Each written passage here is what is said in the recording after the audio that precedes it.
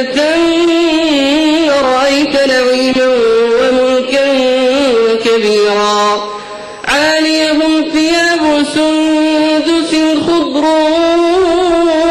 واستبرق وحلوا أساور من فضة وسقاهم ربهم شرابا طهورا إن هذا كان لكم جزاء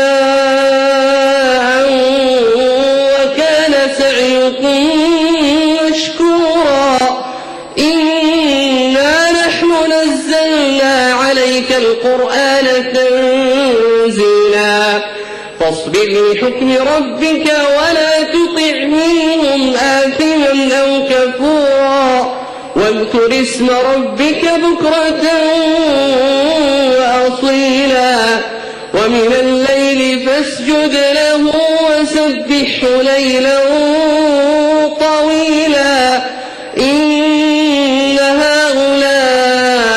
هؤلاء يحبون العاجلة ويذرون وراءهم يوما ثقيلا نحن خلقناهم وشددنا أسرهم وإذا شئنا بدلنا أمثالهم تبديلا إن هذه تذكرة فمن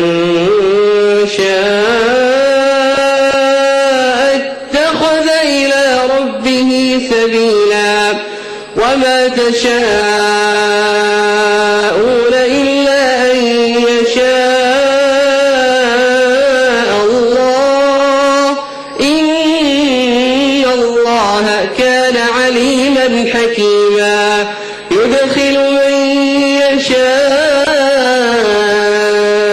في رحمته والظالمين أعد لهم عذابا أليما الله أكبر الله أكبر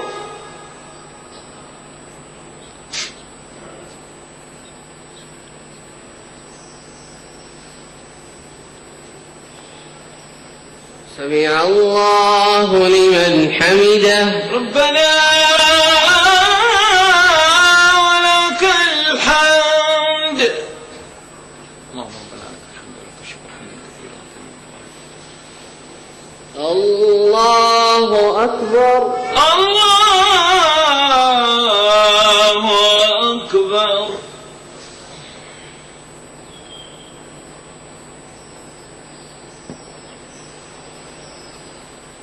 الله أكبر الله أكبر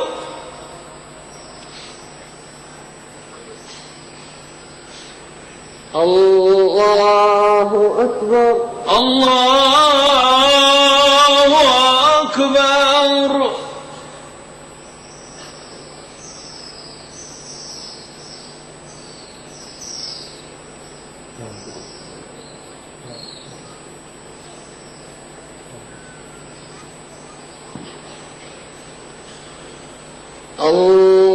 الله أكبر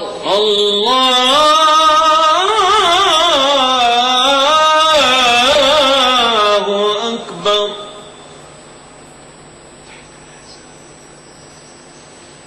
السلام عليك أيها النبي أشهد أن لا إله إلا الله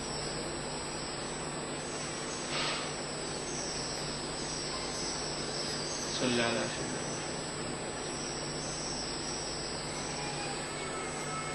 وبارك بارك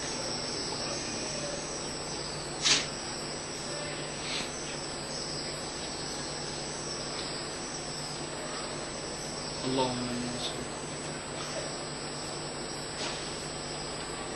ربنا إننا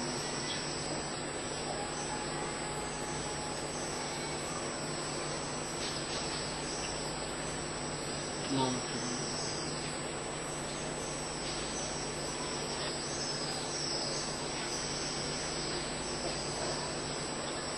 السلام عليكم ورحمة الله.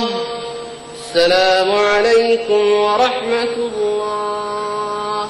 السلام عليكم ورحمة الله. السلام عليكم ورحمة الله.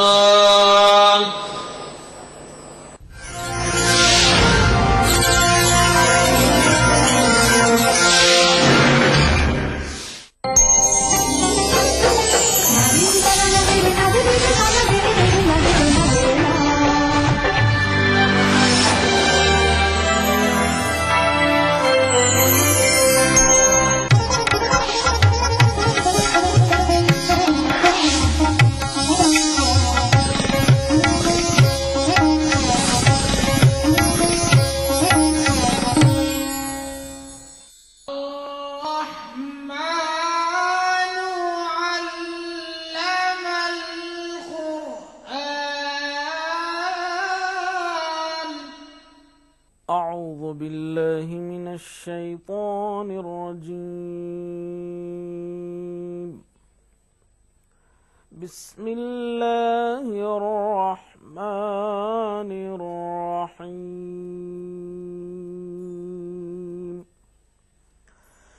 وفي الأرض آيات للموقنين وفي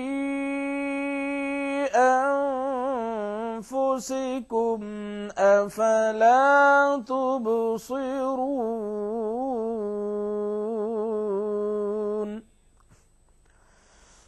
وفي السماء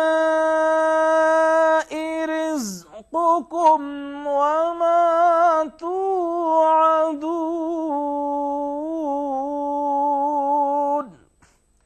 فورب السماء والأرض إنه لحق مثل ما أنكم تنطقون.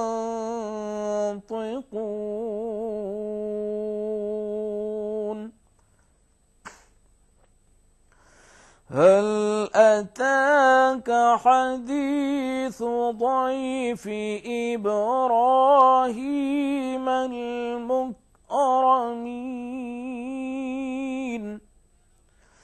إذ دخلوا عليه فقالوا سلاما قال سلام قوم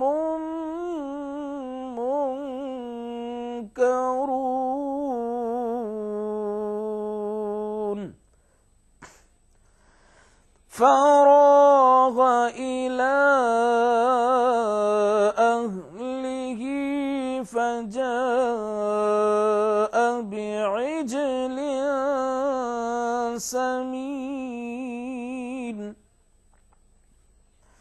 فقربه إليهم قال ألا تأكلون فأوجس منهم خيفة قالوا لا تخف وبشروه بغلام عليم.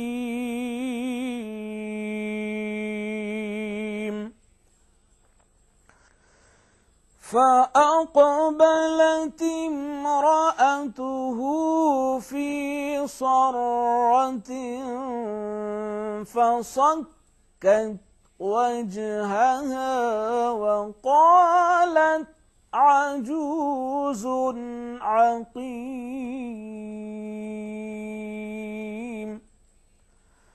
قالوا كذلك قال ربك إنه هو الحكيم العليم.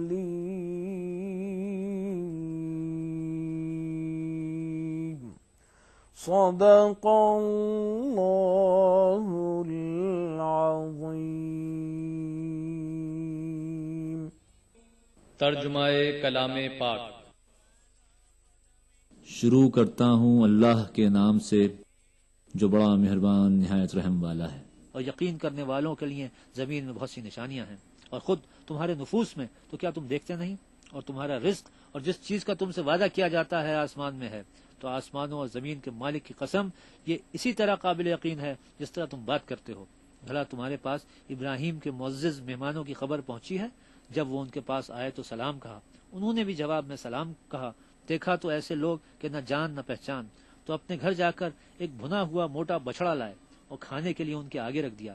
کہنے لگے کہ آپ تناول کیوں نہیں کرتے؟ اور دل میں ان سے خوف معلوم کیا۔ انہوں نے کہا کہ خوف نہ کیجیے، اور ان کو ایک دانشمند لڑکے کی بشارت بھی سنائی۔ تو ابراہیم کی بیوی چلائی کہ اور اپنا منہ پیٹ کر کہنے لگی کہ ارے ایک تو بڑھیا اور دوسرے بانج۔ انہوں نے کہا ہاں، تمہارے پروردگار نے یوں ہی فرمایا ہے، وہ بے شک صاحب حکمت اور خبردار ہے۔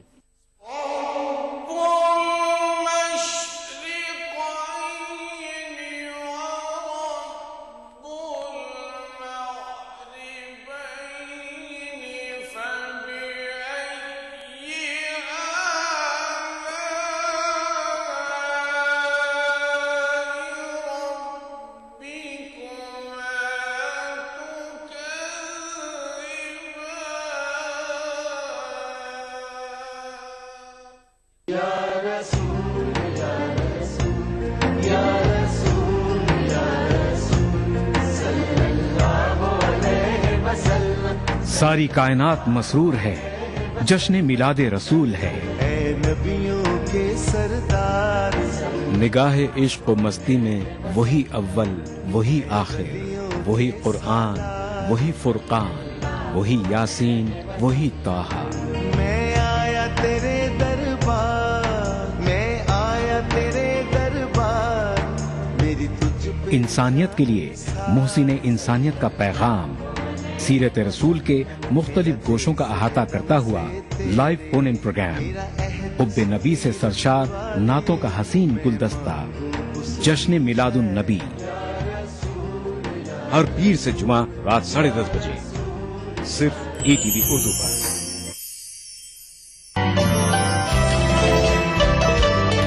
چلتے چلتے راہ میں ٹھوکر لگا دو یاری،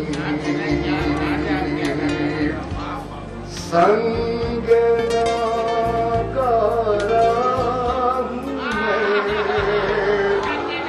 پارس بنا دو۔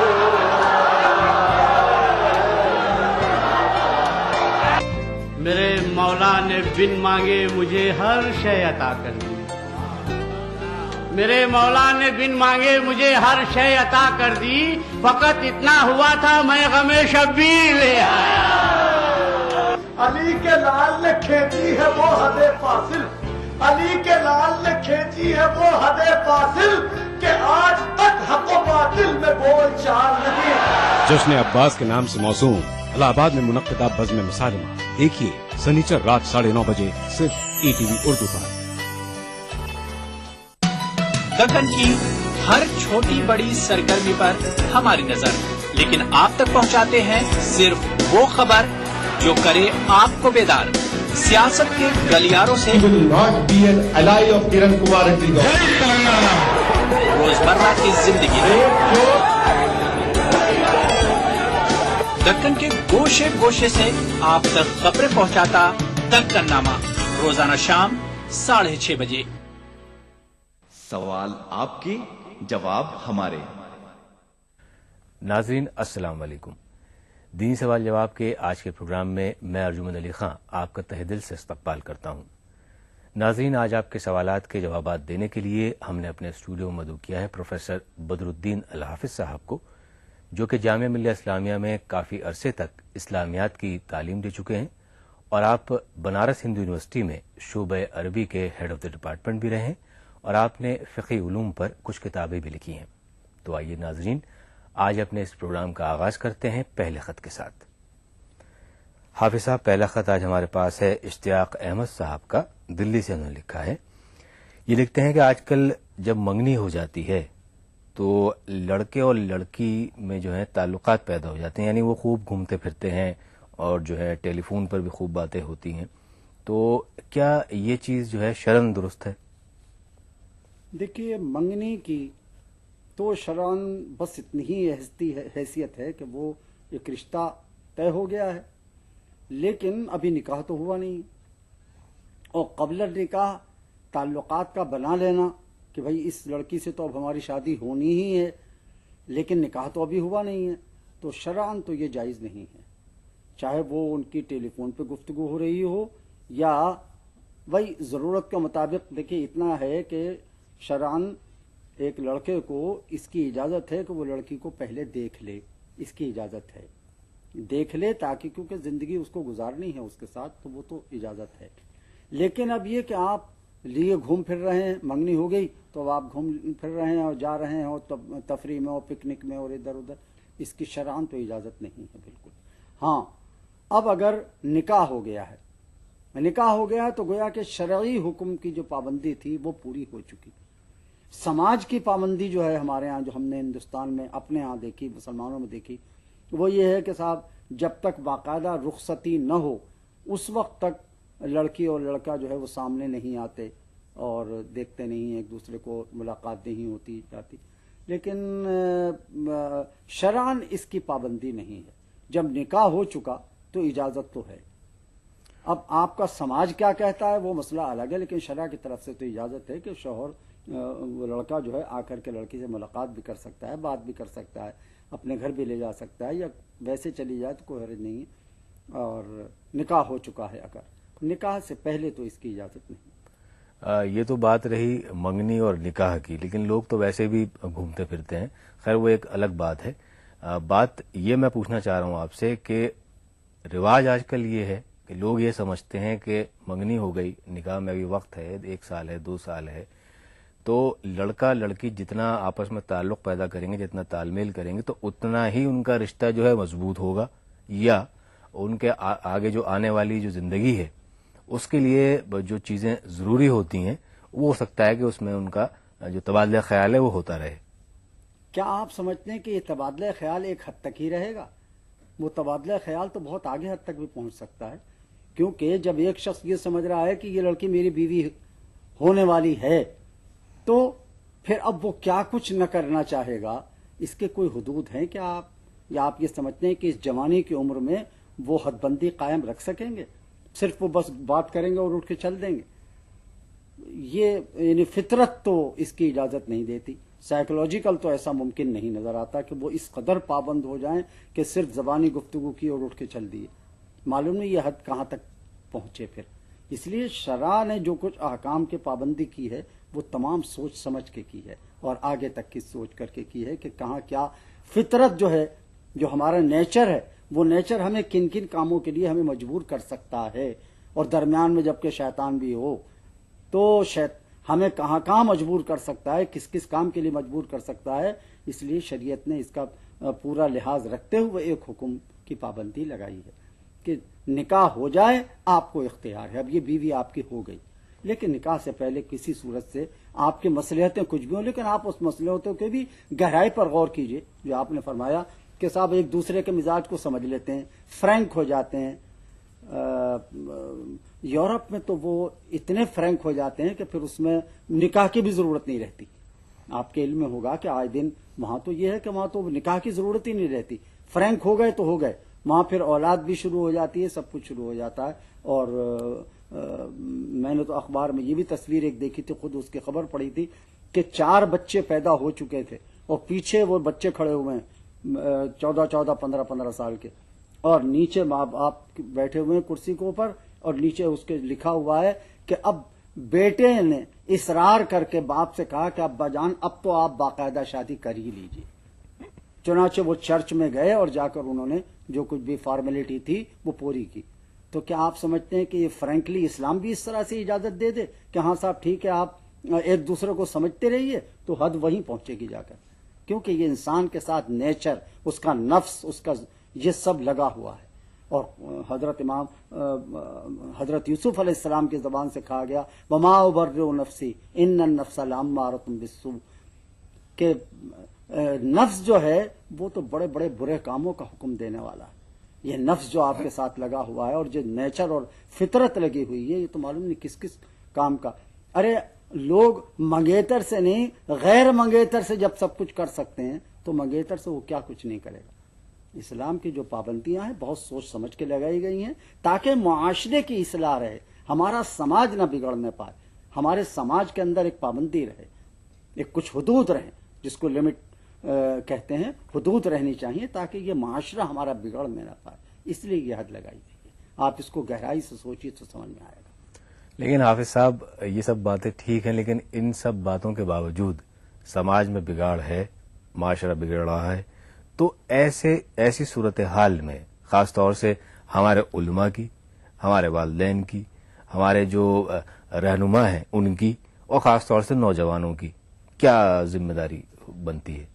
اب آپ نے بڑی عمر والوں سے لے کر کے نیچے کی عمر تک سبھی کو درمیان، تو بڑی عمر والوں کا، یعنی چاہے آپ علماء کہیے چاہے والدین کہیے، ان کا فرض یہ ہے کہ وہ اپنے ماں باپ کو صحیح راستے پر چلنے کی تلقین کرتے رہیں، ان کو برے راستوں سے ان کو آگاہی دیتے رہیں، سمجھاتے رہیں. اور نوجوانوں کو یہ ہے کہ وہ بھی اپنے مستقبل کو سمجھ کر کے، اپنے حالات کو سمجھ کر، اس سماج کی خوبیوں کو سمجھ کر کہ کس میں اچھائیاں پیدا ہوں گی. اب اگر اچھی اور بری کے قدروں کی تمیز ہی بدل جائے تو پھر جانور میں اور انسان میں کیا فرق رہ جائے گا؟ مجھے یہ بتائیے. جانور بھی جس سے چاہتا ہے تعلق قائم کر لیتا ہے، انسان بھی جس سے چاہے، جس طرح چاہے، جس وقت چاہے، جہاں چاہے تعلق قائم کر لے. تو پھر اس میں اور اس میں فرق ہی کیا رہ گیا؟ آخر اللہ تعالیٰ نے جو انسان کو اشرف المخلوقات بنایا ہے، ساری مخلوق میں سب سے اشرف بنایا ہے، وہ اس عقل اور سمجھ بوجھ کی وجہ سے ہی بنایا. ورنہ کھانے پینے اور نسل بڑھانے کے تو سارے جانوروں کے اندر بھی صلاحیت ہوتی ہے، پھر ان میں اور ان میں فرق ہی کیا ہو گیا؟ آخر کتے اور کتیا میں شادی کیوں نہیں ہوتی؟ وہاں ایک لمٹ کیوں نہیں ہے؟ یہ تو صرف انسانوں کے اندر ہی ہے. ان میں اور ان میں فرق تو کچھ کریں گے آپ. اور اگر نوجوان اس کا خیال نہیں رکھیں گے اور بزرگ ان کو رہنمائی ان کی نہیں کریں گے تو پھر ٹھیک ہے، جو بدنمائی معاشرے میں اور سماج میں آ چکی ہے وہ اور بڑھتی رہے. بہت بہت شکریہ حافظ صاحب. اگلا خط ہمارے پاس ہے فراز صاحب کا حیدرآباد سے. یہ لکھتے ہیں کہ کیا سفر میں صرف فرض نماز پڑھنا ضروری ہے یا پھر پوری نماز پڑھنی چاہیے؟ دیکھیے وہاں تو فرض میں بھی نصف کر دیا گیا، سفر میں تو فرض کو بھی نصف کر دیا گیا. یعنی 4 رکعت والی نماز آپ 2 پڑھیں گے، 3 رکعت والی جو مغرب ہے وہ 3 ہی پڑھی جائے گی. تو جب فرض کو بھی قصر کر دیا گیا، اس کا بھی آدھا ہو گیا، تو سنت کی تو وہاں کوئی ضرورت ہی نہیں ہے، یعنی ضروری نہیں ہے. بہرحال اگر کوئی شخص سفر میں کہیں ٹھہرا ہوا ہے 8 دن 10 دن کے لیے 12-14 دن کے لیے ہے تو مسافر ہی، وہ مسجد میں ہے یا ویسے، تو وہ چاہے تو پڑھ سکتا ہے وہ اپنا. لیکن جہاز میں ہے، ریل میں ہے، جہاں فرض ہی ادا کرنے میں دشواری پیش آ رہی ہے تو وہاں تو بس وہ 2 فرض ادا کرے اور بیٹھ جائے، اس کے اوپر ضروری نہیں ہے. اور شہر میں اتر گیا جا کر یا پلیٹ فارم پر پڑھ رہا ہے تو پلیٹ فارم پہ اگر ٹرین میں آنے میں وقت ہے، ابھی دیر ہے جانے میں، تو اس وقت میں آپ سنت پڑھنا چاہیں پڑھ سکتے ہیں، لیکن لازم نہیں. فرض ادا کیجئے، وہ بھی آدھے ادا کیجئے اور اپنا آگے بڑھ جائیے تاکہ آپ کے فرض کی ادائیگی بھی ہوتی رہے اور سفر کی ضرورت بھی پوری ہوتی رہے. بہت بہت شکریہ حافظ صاحب آپ کا. ناظرین، اس کے ساتھ ہی ہمارے آج کے پروگرام کا وقت اب ختم ہوتا ہے. اگر آپ بھی ہمارے پروگرام میں شامل ہونا چاہتے ہیں تو ہمیں خط لکھیے یا ای میل کیجیے. اس کے لیے ہمارا پتہ نوٹ فرما لیجیے.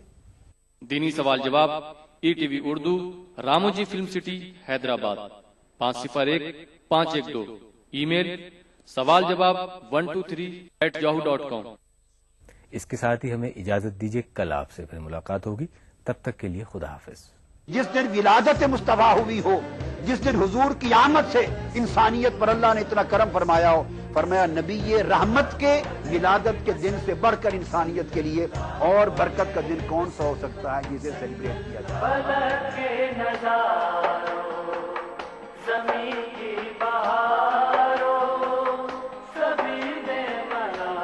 میلاد النبی ہر پیر سے جمعرات دوپہر 2:30 بجے صرف ETV اردو پر.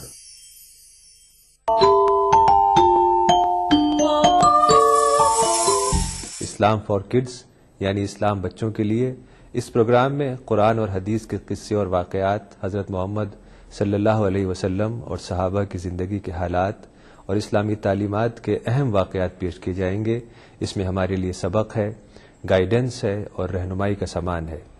اسی کے ساتھ ساتھ اسلامی تعلیمات کی وہ باتیں بھی ہم آپ کے سامنے رکھیں گے جس میں مورل ویلیوز سکھائی گئی ہیں تاکہ ہم اپنے اندر اعلیٰ کیریکٹر، اعلیٰ اخلاق پیدا کر سکیں اور دنیا اور آخرت میں کامیابی حاصل کر سکیں. اسلام فار کڈز ہر اتوار صبح 9 بجے صرف ETV اردو پر.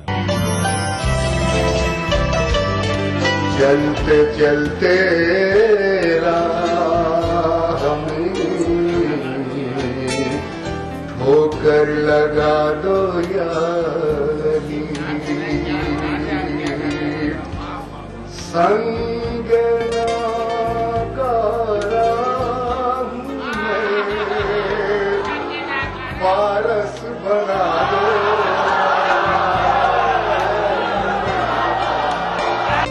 میرے مولا نے بن مانگے مجھے ہر شے عطا کر دی. میرے مولا نے بن مانگے مجھے ہر شے عطا کر دی. فقط اتنا ہوا تھا میں غم شبیر لے آیا. علی کے لال نے کھینچی ہے وہ حد فاصل، علی کے لال نے کھینچی ہے وہ حد فاصل کہ آج تک حق و باطل میں بول چال نہیں. جشن عباس کے نام سے موسوم الہ آباد میں منعقدہ بزم مسالمہ دیکھیے سنیچر رات 9:30 بجے صرف ETV Urdu per. Islamic Research Foundation, an international resource center for understanding and clarification on Islam and comparative religion.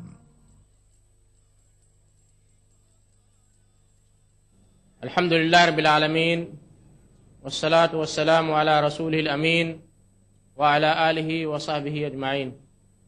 اما بعد، اعوذ باللہ السمیع العلیم من الشیطان الرجیم. بسم اللہ الرحمن الرحیم. رب اشرح لی صدری ویسر لی امری واحلل عقدۃ من لسانی یفقہوا قولی. بھائی اور بزرگوں، درس حدیث میں آج ریاض الصالحین کا 21واں باب ہے جس کا موضوع ہے باب فی التعاون علی البر والتقوی، نیکی اور تقوی کے کام میں آپس میں ایک دوسرے کا تعاون. اس سلسلے میں امام نووی نے جو آیت ذکر کی ہے وہ سورہ مائدہ سورہ نمبر 5 اور آیت نمبر 2 ہے. وَتَعَاوَنُوا عَلَى الْبِرِّ وَالتَّقْوَى. اللہ تبارک و تعالیٰ نے مومنین کو مخاطب کرتے ہوئے فرمایا اور تم آپس میں ایک دوسرے کا تعاون کرو نیکی کے کاموں میں اور تقوی کے کاموں میں. دوسری آیت جو سورہ عصر کی ہے، آیت نہیں بلکہ پوری سورت ہے، سورہ نمبر 103 اور آیت نمبر 1 سے 3 تک. والعصر ان الانسان لفی خسر الا الذین آمنوا وعملوا الصالحات وتواصوا بالحق وتواصوا بالصبر.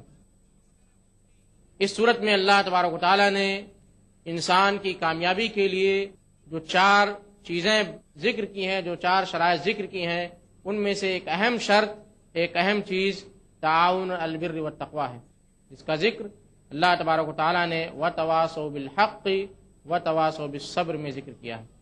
وتواصوا بالحق یعنی حق کی آپس میں ایک دوسرے کو تلقین کرنا، حق کی آپس میں ایک دوسرے کو نصیحت کرنا، اور حق کے راستے میں جو مصائب، جو تکلیفات اور جو مشکلات آئیں گی اس میں صبر کی تلقین کرنا. اور یہ تلقین، یہ تواصی، یہ حکم تعاون البر والتقوی کی قسموں میں ہے. ان آیتوں کو ذکر کرنے سے امام نووی کا مقصد یہ ہے کہ مسلمان یا مومنین آپس میں نیکی کے راستے میں، تقوی کے راستے میں ایک دوسرے کا تعاون کریں. اس کی مثال میں یوں آپ کو دوں گا کہ آپ کسی ایسی جگہ رہ رہے ہوں، کسی ایسی عام جگہ میں رہ رہے ہوں جہاں مختلف قسم کے لوگ قیام پذیر ہیں، رہ رہے ہیں. آپ فجر کی نماز کے لیے جا رہے ہیں. یہاں تعاون البر والتقوی کا مفہوم یہ ہوگا کہ آپ نماز کے لیے جاتے وقت ان سارے بھائیوں کو جو مسلمان ہیں انہیں نماز کے لیے جگہ دیں. ایسا نہیں کہ آپ نے اذان کی آواز سنی اور آپ تنہا نماز کے لیے چلے گئے، اپنے دوسرے بھائیوں کو اپنے پیچھے چھوڑ دیا. یہاں آپ کا فرض بنتا ہے کہ آپ اپنے سارے بھائیوں کو نماز کے لیے جگائیں. اسی طرح